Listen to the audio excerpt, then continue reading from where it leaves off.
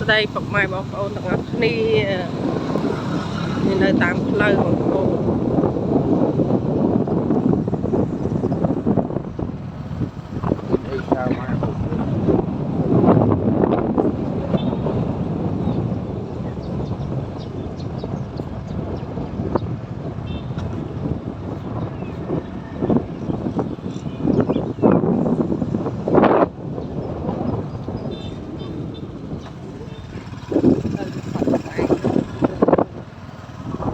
ជិះម៉ូតូបានមកផ្លូវ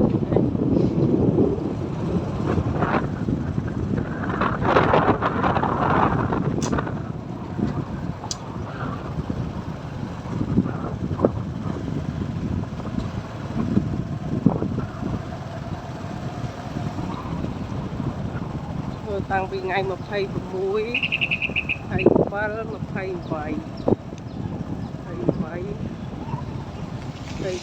27 ឡើងនេះហែក4ឬក៏ព្រិចមាត់ហើយតែប៉ុណ្ណឹងចិត្តសិតបាក់ដោះស្រាយជាងដល់កោខ្ញុំឯងនឹងវាពិបាកចិត្តជំនួសដែរលេះ